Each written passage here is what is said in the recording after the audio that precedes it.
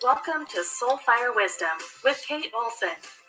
As an evolving spirit and change adventure navigator, it is Kate's mission to empower and guide you on your path and inspire your truest passions.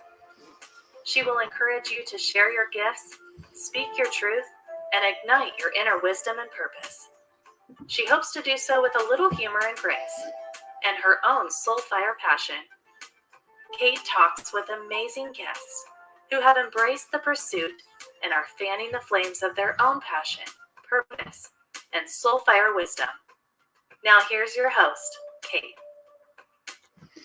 Hello, welcome to Soulfire Wisdom and the second day, the second broadcast of our Joy, Resilience, Connection, 3 days to start a joyfulness practice that fuels resilience. So if this is your first time, a hypnotherapist, a life coach, NLP practitioner, and a Reiki master.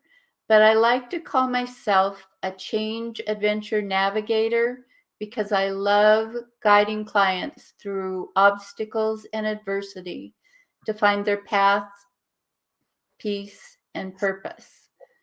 So I'm excited about this episode, a journey to a healthy brain. And my guest is Debbie Hampton. And she recovered from decades of unhealthy thinking, depression, and a suicide attempt that resulted in brain injury to become an inspirational and educational writer on brain, psychological, and emotional and mental health issues. And she writes for the Huffington Post, mindbodygreen.com.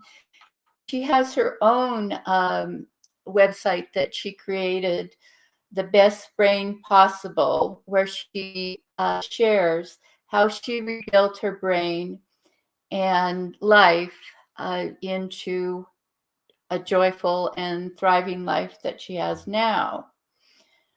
So she is also an author, and she wrote the book Beat Depression and Anxiety by Changing Your Brain. And that was actually her second book. And I am going to introduce her right now, and she can tell you the first book because I didn't write it down. So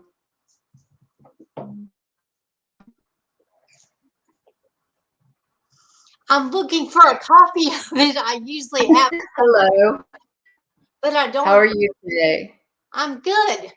Thank you for inviting me.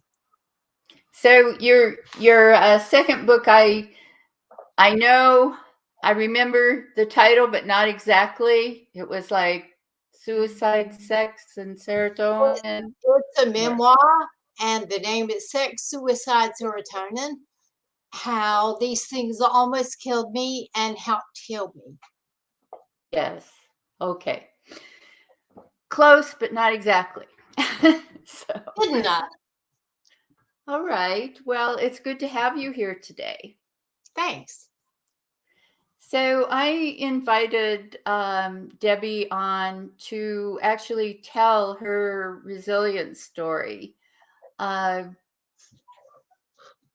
So I'm just gonna let her, start and set the stage for what happened and how she dealt with it. Well, it's really a lifelong story, and it starts as everybody's story does in childhood. And I learned my emotional reactions and behaviors from my environment. And I grew up in the 60s and 70s, and as were most people at the time. My parents were well educated. We were middle class. We had everything we needed. But they weren't, as was normal at the time, they weren't incredibly knowledgeable about emotional intelligence or coping skills. And so I learned what I lived in. And I didn't learn a lot, but I learned how to be overreactive and dramatic and responsive and black and white negative thinking, catastrophic thinking. I learned things that are unhealthy ways to respond to life. And as I grew and became a young adult, and life handed me more and more and more issues, I took care of my brother. I married my high school sweetheart and right out of college, and we proceeded to move around the US.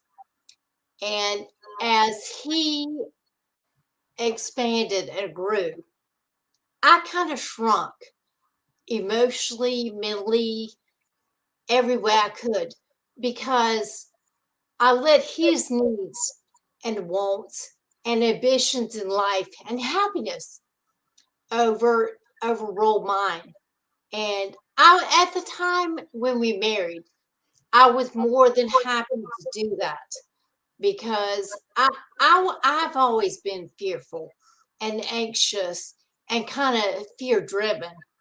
And I was more than happy to let him take the lead and kind of just hide behind his back and peek over his shoulder and enjoy his successes and tag along. But okay, as I became older, that wasn't okay anymore. And I also took care of a brother for 2 years that died of AIDS in the late 80s and early 90s. So that also kind of wore on me emotionally. I mean, as any caregiver knows, that is very, very stressful. And I wasn't good at putting myself first or meeting my own needs. I mean, I was down there somewhere behind the dog. I mean, I didn't meet anybody's. So, and while I was taking care of my brother who was sick, I also had my first son as a toddler. So I would pack him up with his playpen and all the stuff a baby needs. And we lived in Florida at the time. And I would travel to Atlanta, where my brother lived, and stay for weeks taking care of both of them. And I literally felt like a Gumby. I felt like my son on one hand was pulling this arm, and I felt like my brother on the other end was pulling at this arm. And I wasn't nearly good enough as I wanted to be for either one of them. I mean, I was so hard and so critical on myself. I expected myself to be the perfect mother, and I wanted to be the perfect caregiver. And wanting to take care of myself or my happiness was nowhere even on the radar. So then let's flash forward to I had another son 3 years later, and my ex-husband continued to climb the corporate ladder and experience great financial and career success, which necessitated him traveling a lot. I mean, basically, I was a corporate widow. We moved 11 times, and he was not there most of the time. It was me moving with the kids, trying to establish where the grocery store was and daycare and maybe a gym for me.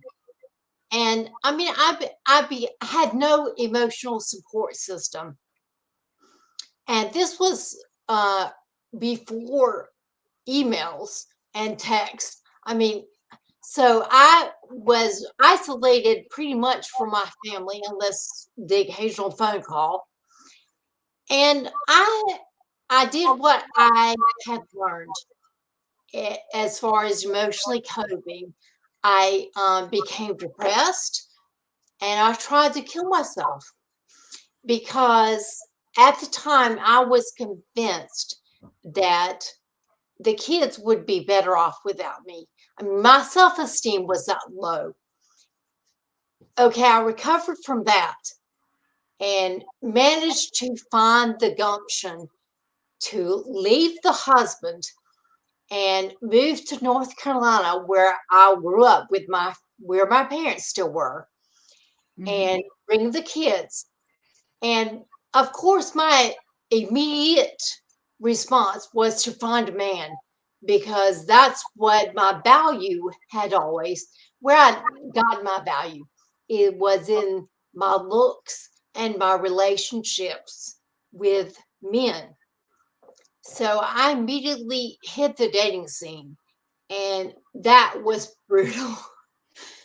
I wasn't emotionally mature enough to handle it. I'd been in one relationship basically since I was 16, and that was a whole different world. But I very soon became entangled in another narcissistic kind of emotionally abusive relationship with another man who was not as bad as my ex, but almost.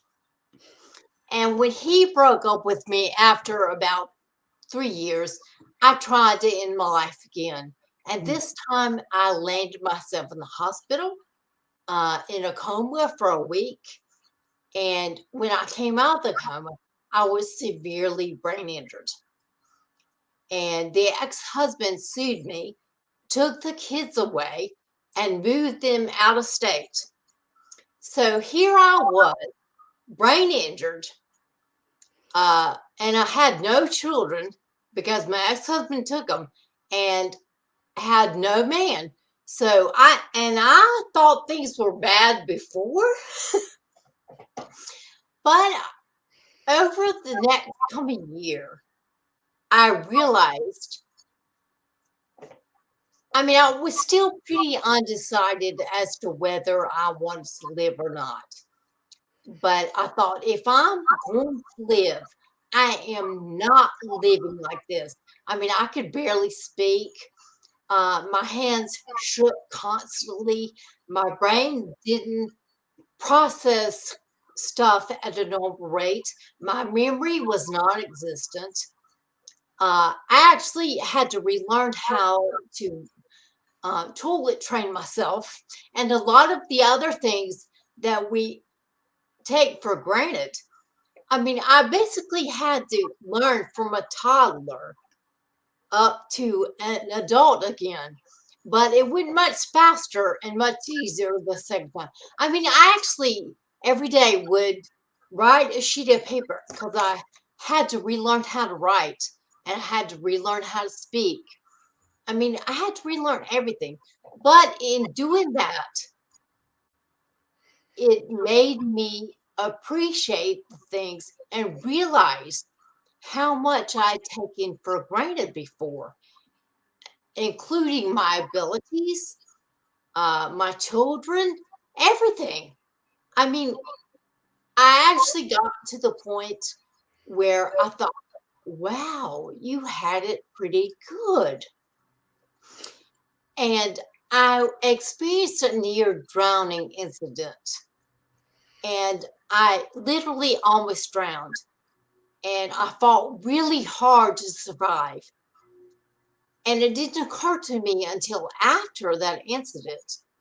And this was about 6 months after I tried to end my life.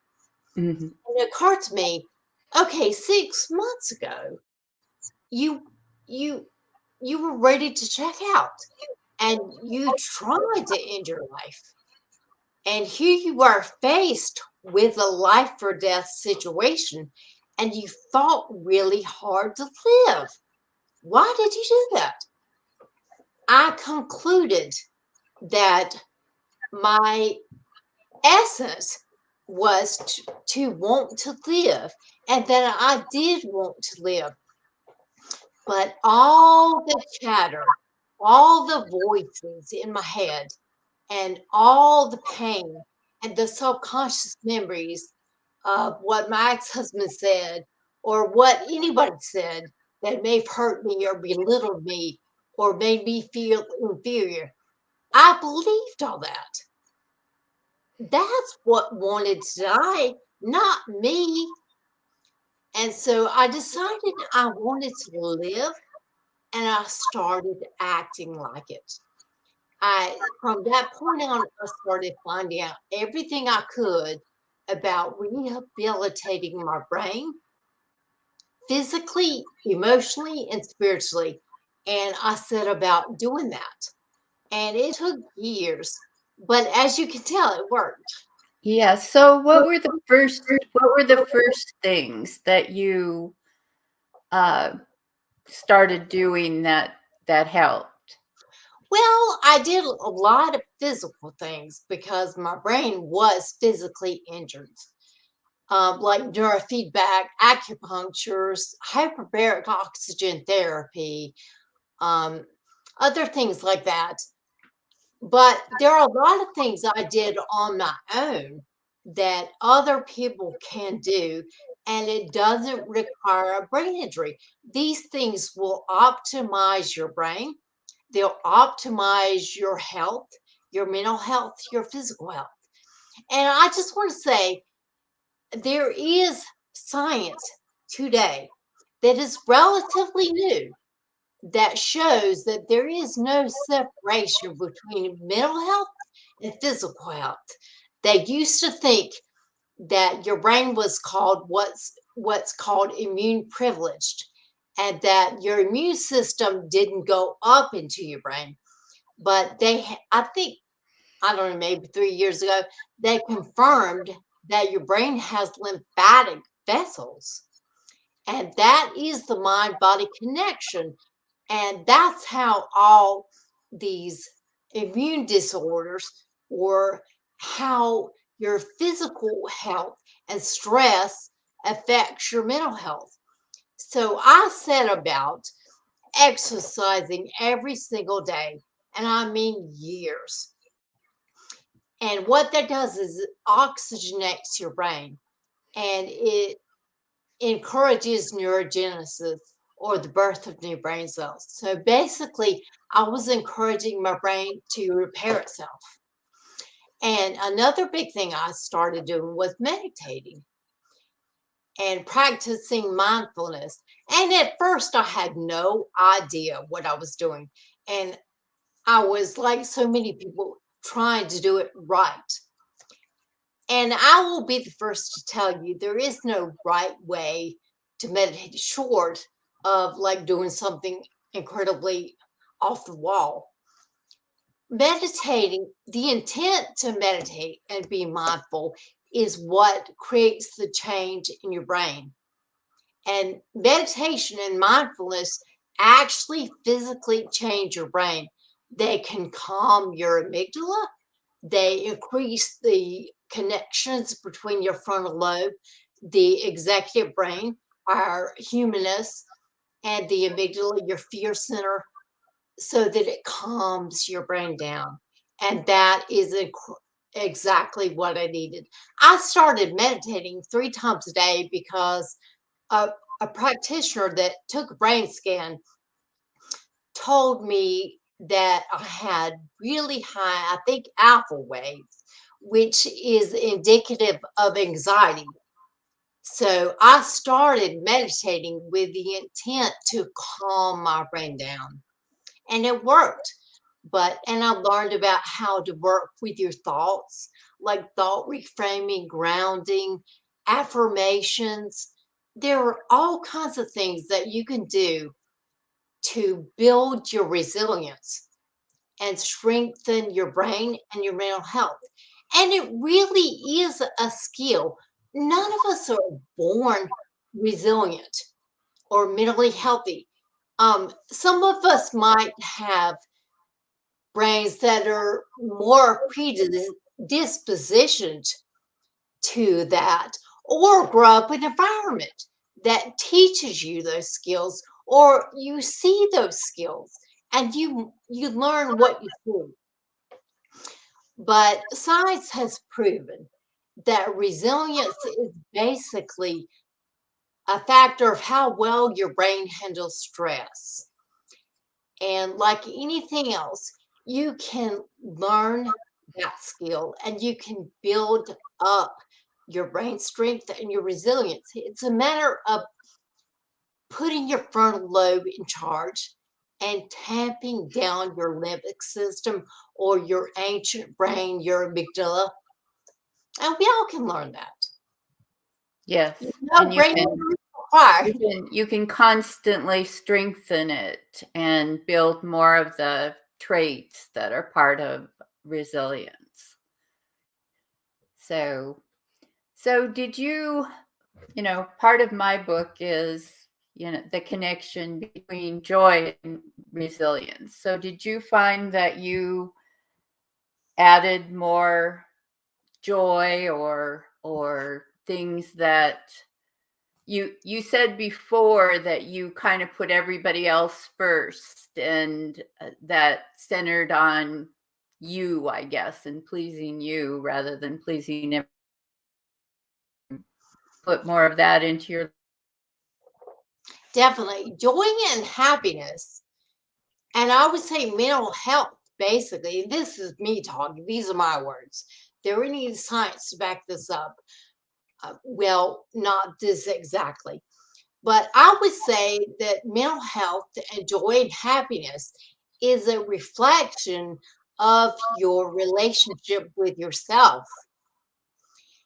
And as my brain grew stronger and my mental health grew stronger, I mean, I went to counseling for years and I went to all kinds of people that are knowledgeable. I talked to people like you and joined groups and went to workshops and learned about how to have compassion for myself.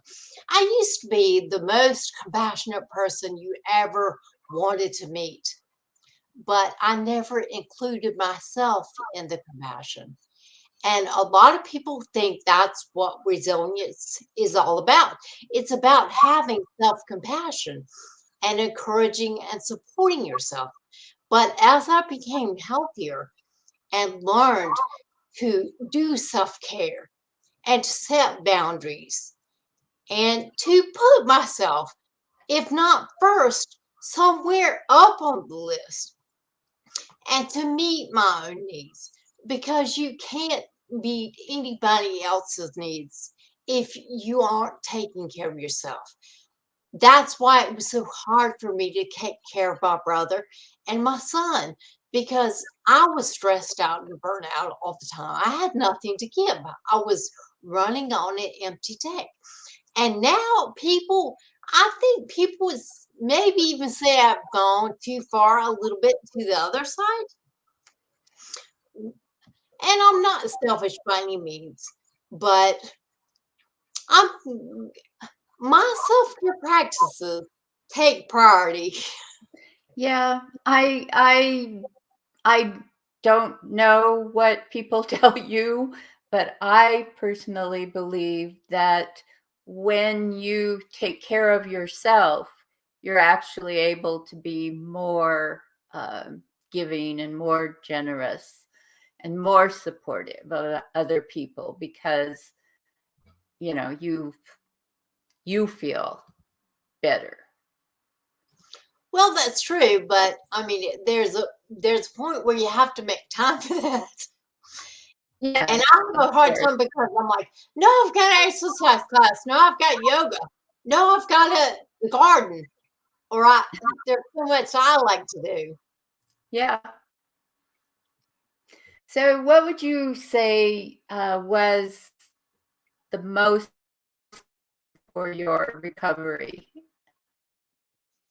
I'm sorry, you faded out the most what? Oh, what would you say was the most important thing for your recovery? What helped you the most? Oh, I would say learning how to work with my mind. And a large part of that is mindfulness, or what we call mindfulness. It doesn't have to be mindfulness, and it doesn't have to be anything spiritual. I'm talking about mindfulness as a mental health tool. I'm talking about being aware of your mind and not identifying with your mind. I mean, I used to not realize that I wasn't my thoughts and that I didn't generate those. But we don't. Your subconscious mind does. And you can have thoughts that are completely against what you believe or against who you are. I mean, I remember some things I used to think I was a horrible person because I had those thoughts. Mm-hmm.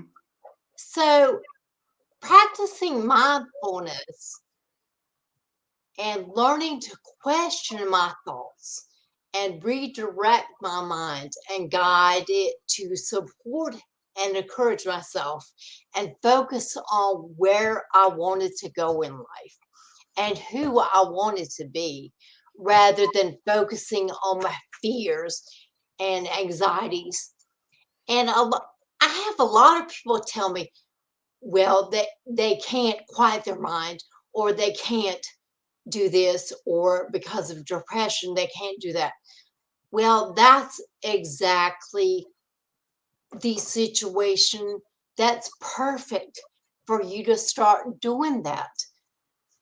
When you have anxious, depressing thoughts, is exactly when you can notice them and support yourself, encourage yourself. And I'm not saying just think positive, because I personally think that's delusional and it does as much harm as good. I believe in healthy realism and a lot of thought, new age, positive thinking philosophies promote that. You can do as much damage by just thinking positive as thinking negative. But what you want to do is think realistically, consider the outcomes, consider your options, consider what you would say to a friend in that situation. Don't automatically jump to your default thoughts, fears, and behaviors. That is what got me in trouble, and that is what leads to depression and anxiety. Basically, those are just brain patterns. They're learned brain patterns that become, yes, physical actualities. Because, like I said before, it's all connected. But True. you can relearn brain patterns, and you can True. With brain the differently. yeah, with the exception of people who actually do have a chemical imbalance that is causing Well, their yeah, every case is different. yes. And what's going to work in every case is going to be different. And just because one thing didn't work does not mean that something else will not. Yeah. But even in those cases, it still helps to have a good awareness of your thoughts. And There are some brains that are so traumatized and damaged that, I mean, they need special practices and people to guide them to recover. Yeah, I mean, recovering from PTSD or chronic trauma is not as easy as just changing your thoughts. No. well, it's not as easy as just doing that, but part of it is doing that. But yeah, it's a I agree. harder process. I agree. Recovery from anything is a multi-faceted process. I'm not anti-medication, but if people think you can take a pill and you're going to be happy, No, they're they, mistaken. they It haven't takes come up with those lifestyle pills. changes. It takes changes in the way you think. I mean, you have to approach it from many angles. Definitely. So I have a question. The process that you went through from when your brain was injury occurred to, getting back to pretty normal, not maybe totally, but how long a process was that? How, long did it take?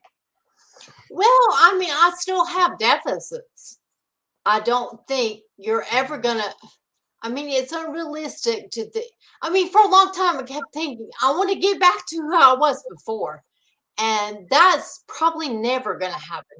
But I would say it at least took around 2 to 3 years before I was functional in the world confidently again. And even at that point, I mean, I still had a ways to go. And if you spent time with me today, if you spent a bunch of time, you would say, okay, something is not quite right with her. Because I consider myself like similar to someone on the spectrum. I mean, all brains are neurodiverse. Mhm. Yeah.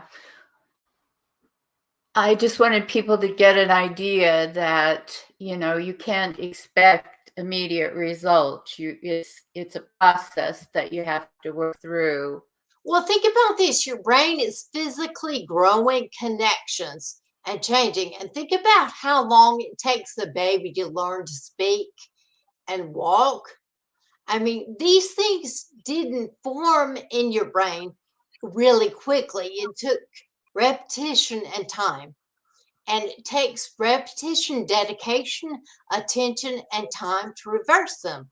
I've got a blog on my website called The 10 Fundamentals of Neuroplasticity. Neuroplasticity is the capability of our brains to change and rewire themselves both physically and functionally based on input.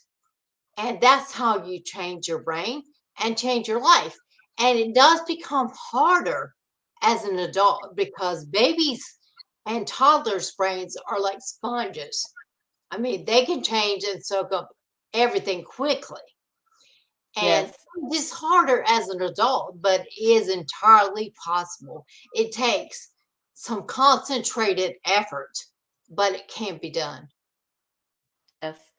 Well, I want to thank you for being here today and telling your story and giving us the benefit of your knowledge as well.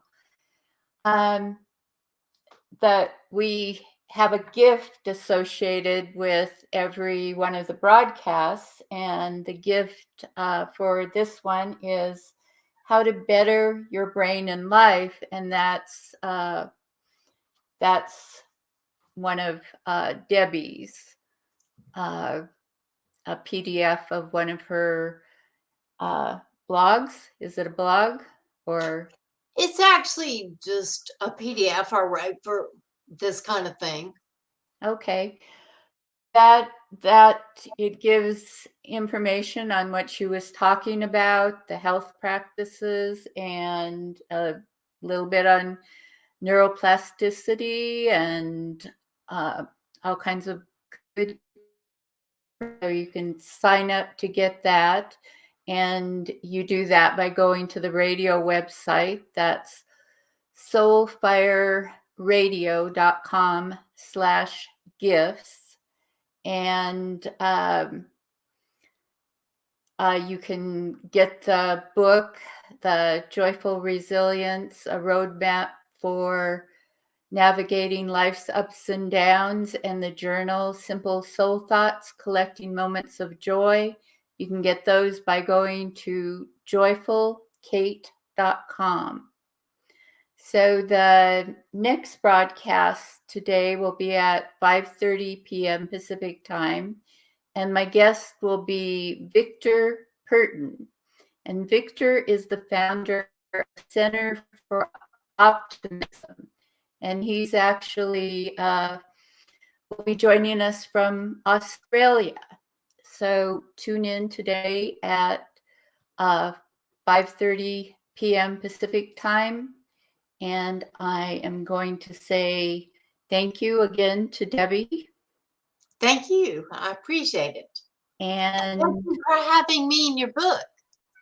Yes, I do use her her information on neuroscience a few times in the book.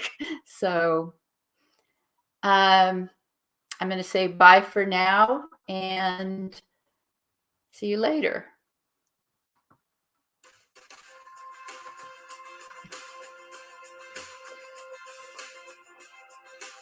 Welcome to Soulfire Wisdom with Kate Olson. As an evolving spirit and change adventure navigator, it is Kate's mission to empower and guide you on your path and inspire your truest passions. She will encourage you to share your gifts, speak your truth, and ignite your inner wisdom and purpose. She hopes to do so with a little humor and grace, and her own soulfire passion. Kate talks with amazing guests who have embraced the pursuit and are fanning the flames of their own passion, purpose, and soulfire wisdom. Now here's your host, Kate.